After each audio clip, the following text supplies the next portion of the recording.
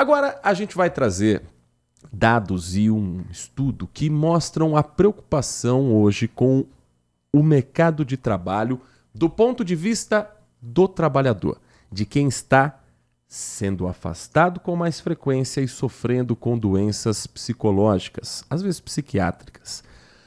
O que antes era tratado como um problema pontual de saúde pública vem se transformando em uma crise estrutural no mundo corporativo brasileiro. Em 2025, mais de 546 mil pessoas foram afastadas por questões de saúde mental, dentro de um total de 4 milhões de licença por incapacidade temporária. Então, de 4 milhões de afastamentos, 546 mil por questões de saúde mental. Isso, em comparação com 2024, significa um crescimento de 15%, sendo que de 2024 para 2023 também houve um crescimento. O Brasil está aumentando esse número de diagnósticos e fazendo a projeção a longo prazo, os números mais que duplicaram em 10 anos.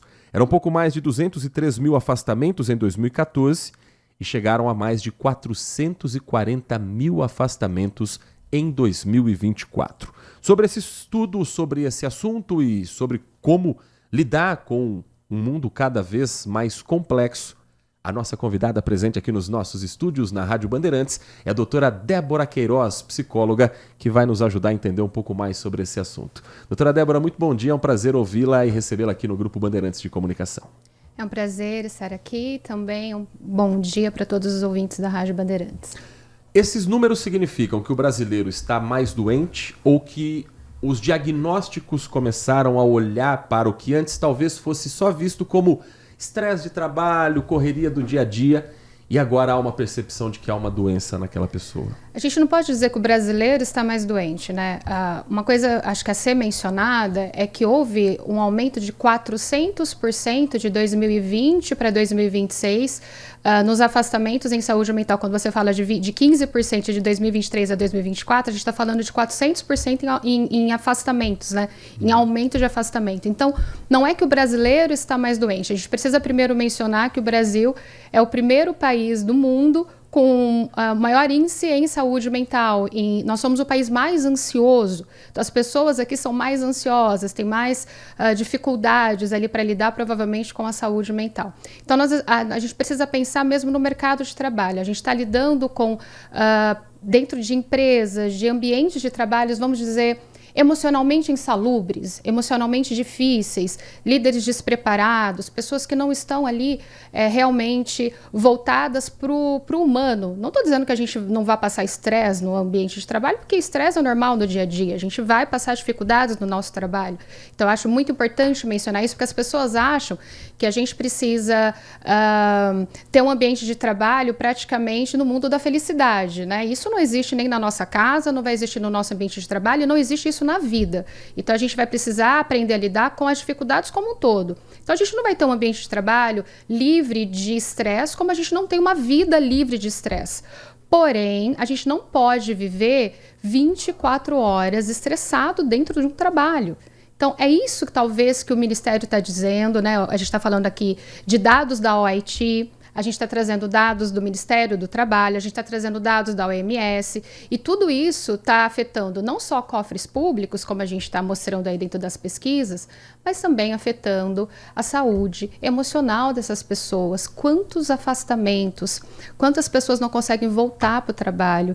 E eu, como psicóloga, posso dizer que os consultórios estão lotados de trabalhadores que não conseguem ter uma vida laboral saudável pelo ambiente de trabalho na qual está inserida. Nath Luquezzi e doutora Débora Queiroz, psicóloga, nossa convidada no Manhã Bandeirantes. Muito bom dia, doutora. Quando a gente traça o perfil desses trabalhadores afastados, as mulheres, a maioria das mulheres, 64% são mulheres na média ali dos 40 a 41 anos. Você acha que para a mulher existe uma dificuldade, principalmente ali no 40 a mais, quando ela está enfrentando o período do climatério, o período pré-menopausa e também por conta de etarismo, ou são também as cargas que nós mulheres vamos acumulando ao longo dos anos? Existe um motivo? Você sabe que quando eu vi esses dados, eu fui pesquisar, né? Eu falei, bom, por que nós mulheres somos mais afetadas? E sim, pelo climatério, não só pelo climatério, né? A gente tem se a gente for olhar para a nossa faixa etária, nós estamos sendo mães mais velhas, né? Antigamente, com 20, 22 anos, as mães já estavam com 3, 4, 5 filhinhos ali em casa. Hoje não. Com 38, 39, 37, com 40, 42, as mulheres estão sendo mães. E aí elas têm uma carga como mãe, elas têm uma diferença hormonal, elas têm, assim, uma diferença, elas têm uma carga dentro de casa, querendo ou não querendo, nós mulheres temos uma responsabilidade muito maior que é deixada muitas vezes às nossas costas, né? Então, sim, a gente não tem só a questão do trabalho, a gente tem uma questão de um trabalho que é contínuo, né? 24 horas ali praticamente voltada para o ambiente laboral, mesmo que o trabalho seja em casa, né? A gente tem uma carga mental, uma carga emocional. Se vocês olharem os dados, nós temos afastamentos tanto em ansiedade, quanto em depressão, quanto em burnout. Vale a pena mencionar que o burnout é apenas associado ao ambiente de trabalho. Mas quantas pessoas começaram com esse estresse no trabalho, com essas dificuldades ansiogênicas no trabalho e também levam tudo isso para casa, né? Como que um ambiente, eu acho que é uma questão, um nexo causal, né? O ambiente, ele vai puxando o outro. A Associação Nacional de Medicina do Trabalho fez também um levantamento e uma análise com dados do INSS, Instituto Nacional do Seguro Social, falando sobre problemas de ansiedade, depressão, estresse grave, uso de álcool e síndrome de burnout entre as principais causas de afastamento no trabalho decorrente de quadros mentais diagnosticados. Um crescimento acentuado nesses últimos anos e, pelo levantamento da associação, a ansiedade figura como a principal causa isolada de afastamento por saúde mental. Registros classificados como F41, outros transtornos ansiosos, quase dobraram nesse período analisado. Foram mais de 81.800 casos em 2023, passando para mais de 157 mil em 2025. Depois da pandemia, doutora, o brasileiro, o mundo todo, viveu um estresse, viveu essa agonia de não saber se você vai se infectar pelo vírus, se algum familiar seu vai se infectar pelo vírus, e o risco econômico também, de não saber quanto tempo a gente duraria num isolamento, numa pandemia, o medo de perder um emprego. Isso pode ter tornado o brasileiro mais ansioso e o reflexo também aparece no mercado de trabalho? Eu acredito que antes da pandemia nós já éramos um país muito ansioso. Isso só vem agravando, né? Então, sobre a ansiedade nós precisamos mencionar assim. Mas o que a gente precisa talvez pensar quando a gente olha para esses dados, né?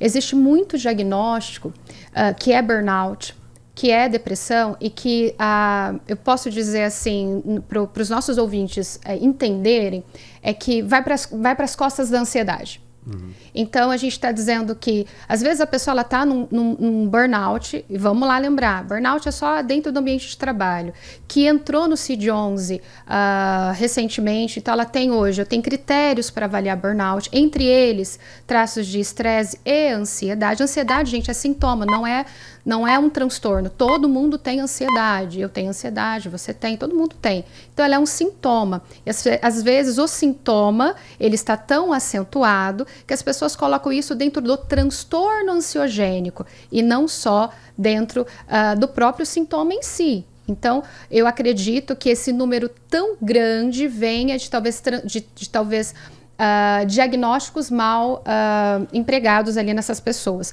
Porém, aonde que a gente colocaria isso? Não é tirando da saúde mental, é colocando isso dentro do burnout, que provavelmente essas pessoas estariam dentro do burnout, com toda certeza, se fossem bem avaliadas, e talvez até pela depressão, porque o burnout a gente pode colocar como uma comorbidade, ele pode trazer ali muita depressão para as pessoas. Só hoje no consultório eu trato três pessoas deprimidas por conta do burnout. O burnout... Síndrome de burnout, um distúrbio emocional de esgotamento extremo causado pelo estresse crônico no trabalho. É diferente daquele dia que você sai meio cansado, pesado. É quando é sistêmico, né, doutora? E quais são os primeiros sintomas que a gente precisa perceber que pode estar num processo de síndrome de burnout? Eu acho que o mais interessante é que as pessoas acham que do nada elas vão ter burnout, né? E não é, gente. Imagina você trabalhando constantemente num ambiente estressante ou É todo santo dia você lidando com estresse, assim, como eu digo, 24 horas, eu tô pensando mesmo no ambiente de trabalho, das 8 horas que você tá ali, às vezes você vai para casa, responde e-mail, 10 horas da noite você tá respondendo. Eu falo que a gente vestir a camisa da empresa e esquecer de vestir o pijama da casa, né? Então, você não chega em casa, você não desliga. Então, como que é o primeiro sintoma? Eu não consigo descansar. Eu começo a cair a minha produtividade no trabalho. Então, eu era uma pessoa no trabalho, eu não sou mais. Eu ligo aquela tomadinha, e daquela tomadinha do palavrão mesmo, e eu não quero mais saber de nada. E mesmo assim, eu não deixo de entregar. Eu estou ali, até o momento que parece que o cérebro desliga. Eu já tive pacientes que teve apagões, e mesmo assim estavam no outro dia no trabalho. Eu tive pacientes, infelizmente, dados que levam a ter pessoas que trabalharam tanto que chegaram a ter embolia pulmonar e estavam no hospital, falando, desculpa, não consigo entrar na reunião. Então, assim, são pessoas que elas não conseguem parar o trabalho, elas não conseguem entender o quão adoecida ela está dentro do trabalho. E olha que interessante também, eu tenho pessoas, dados, né, que trabalham aqui comigo, de gente que amam a empresa que trabalha. Às vezes, vocês estão aqui hoje numa rádio, nós estamos, às vezes, na TV, às vezes nós estamos dentro de ambientes que é o orgulho da gente trabalhar. Então, às vezes, você está adoecido por trabalhar no ambiente, mas ao mesmo tempo orgulhoso. A gente chama isso de presenteísmo por pertencimento. Eu gosto muito de trabalhar lá, mas eu tô adoecido mesmo assim. Então a gente tá falando isso de times de futebol, de pessoas que trabalham é orgulhoso trabalhar aqui. Eu gosto tanto, mas assim, ainda assim eu estou cansado, eu estou adoecido e a pessoa não consegue perceber. E por que ela não percebe? É pelo tempo de exposição a esse estresse. Então, gente, todo mundo vai ter estresse no trabalho. Então, vamos parar com essa ideia de que a gente vai ter um ambiente de trabalho super feliz o tempo todo. Isso não existe, tá? Todo mundo vai ter estresse. Mas viver um ambiente estressante todos os dias, isso não é normal. Doutora, a tecnologia, a inteligência artificial trouxe muitas mudanças. Você acredita que esses trabalhadores que vão precisar se adaptar a tudo isso, pode ser que ele tenha também um certo medo, um certo receio de perder o seu lugar e nisso ele comece a desenvolver esse tipo de doença? Acho que para o burnout não, tá? Ele pode desenvolver sim uma ansiedade por perder o trabalho. O burnout não, porque a gente está falando ali de um esgotamento por má gestão, de um esgotamento por outros sintomas, né? A gente está falando mesmo de um ambiente de trabalho. Agora, tem uma tecnologia, tem uma coisa vindo aí, a minha profissão pode já acabar. Eu posso perder o meu trabalho que eu gosto tanto. Então, isso pode gerar na pessoa uma ansiedade, um medo do futuro, o que vai ser dela, com o que ela vai trabalhar. E, às vezes, é uma pessoa que não consegue olhar para o futuro e também se atualizar ali nas coisas que estão vindo, né? Então, ela pode, sim, adoecer pela ansiedade, mas não necessariamente desenvolver um burnout por conta disso, porque a gente está falando de uma carga de trabalho e não só de uma ansiedade por uma coisa que ela nem sabe se vai acontecer ou não. Bom, para quem não consegue entender a dimensão disso, além das questões econômicas, tirando o lado humano, que é o principal, existe também o fator econômico. E um estudo da Federação das Indústrias do Estado de Minas Gerais aponta que problemas psicológicos causaram uma perda equivalente a 4,7% do PIB no Brasil. Estamos falando de cerca de 282 bilhões de reais, com a redução estimada de 800 mil empregos formais e informais.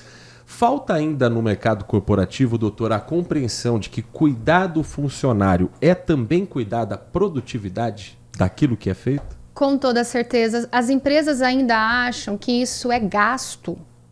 E aí os dados estão mostrando, e não são dados só do Brasil, a gente está falando de dados de Harvard, a gente está falando de dados da OIT. Quem não sabe o que é a OIT, gente, é a Organização Internacional do Trabalho, os nossos ouvintes aí que estão nos escutando nesse momento. Então a gente está falando de dados importantes que estão fazendo um levantamento para dizer, olha, empresas, quanto mais você investir no ambiente, quanto mais você investir no trabalho, no seu colaborador, que é o teu bem mais importante, não é o teu produto, porque não adianta você ter um produto se você não tem quem trabalhe por ele.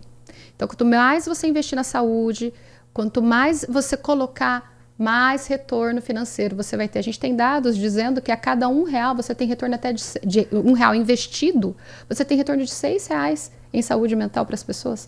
Então, assim, é muito legal quando a gente vai olhando os dados de fato, né? Mas as empresas ainda acham, muitos gestores ainda acham que isso pode ser mais um gasto que o governo está pedindo, alguma lei e não tem nada a ver. A gente está falando mesmo de mudança de cultura, a gente está falando de mudança de mentalidade mesmo. E eu tenho certeza que isso só tende a melhorar. É tudo muito no começo, mas só tende a melhorar a vida das pessoas e também das empresas, principalmente no que tange aí aos dados. Se você olhar um pouquinho, você vai ver que cerca de 12 milhões de dias por ano são perdidos, 12 milhões de dias são perdidos em afastamento. Enquanto que isso não custa para uma empresa? Existe ainda uma certa resistência em buscar ajuda? Porque antigamente tinha aquela frase, né? Ai, psicólogo, psiquiatra é coisa para doido. Ainda existe esse tabu, essa resistência em buscar ajuda? Eu acho que hoje menos, existe sim, tá, Nath? Mas menos do que existia antes, tá? Eu vejo muito que quando se trata da empresa, né, a gente falando bem desse ambiente, eu vejo que os funcionários eles ficam muito receosos em dizer que eles não estão bem, que eles estão com alguma questão. Então, eles colocam a depressão e a ansiedade, que é mais aceitável do que um burnout. Então, porque isso afeta também a questão financeira da empresa, porque isso entra como acidente de trabalho. Na exposição ele entra como acidente de trabalho. Então, a ansiedade, o burnout só entra como afastamento. A ansiedade e a depressão entra como afastamento, o burnout não, ele entra como acidente de trabalho. Então, isso traz uma questão financeira para a empresa. E quando se trata ali da pessoa que ela vai avisar, ou que ela vai dizer, eu preciso de um psicólogo, eu preciso de um psiquiatra, o que mostra? Você é fraco, você não é bom, você precisa melhorar, você precisa ter mais resiliência, você não está sendo resiliente o suficiente. Então, tem muitos preconceitos de gestores, e às vezes até escuto em cursos que eu dou, as pessoas são muito mimizentas. Falar, então, é muito difícil a gente lidar quando a gente não está na dor do outro, né? Agora, e quando o ambiente é evidentemente um caldeirão para a síndrome de burnout, o funcionário alerta, o colega está no limite e o gestor não percebe, não repara, não identifica, faz pouco caso.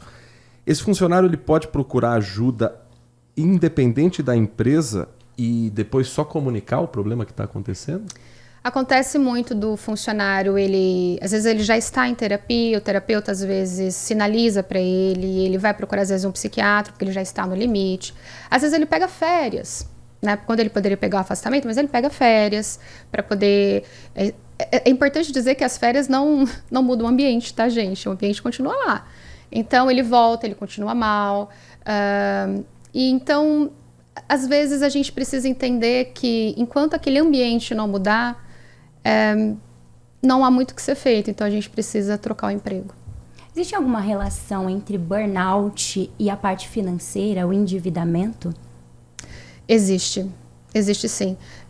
Inclusive, tem até dados mostrando que muitas pessoas, quando elas entram nesse estresse contínuo, elas param de gerir melhor as contas financeiras, elas param de até relações emocionais. Tem dados que mostram de aumento de divórcio dentro do período. Vamos lembrar que não é fácil fazer esse diagnóstico, perceber o nível de estresse em que você está, porque isso é prolongado. É como se eu estivesse numa fogueira, mas distante dela.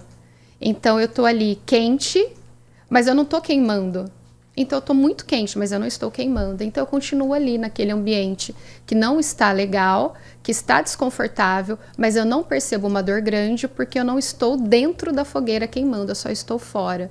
Então é mais ou menos isso que a gente sente no burnout. A pessoa ela não consegue sentir o quanto ela está sendo prejudicada dentro desse ambiente porque ela só está queimando ali, não queimando na fogueira, né? Ela tá naquele ambiente quente. E ela vai levando isso ao longo do tempo. Doutora, para a gente finalizar, um dado que é perturbador. Em 2025, 14,75%, quase 15% dos trabalhadores avaliados numa escala nacional do Censo de Saúde Mental 2025 relataram que em algum momento pensaram em tirar a própria vida. Um dos percentuais mais altos já registrados em pesquisas corporativas de larga escala no Brasil. É o dado do Censo de Saúde Mental 2025, realizado pela Vitude, uma empresa especializada em programas de saúde mental. Foram ouvidas quase 175 mil pessoas em 35 grandes empresas de diferentes regiões do país. Então é uma amostra grande com um número alarmante. Estamos falando de 15% de trabalhadores que, por conta do ambiente em que vivem, já pensaram em tirar a própria vida.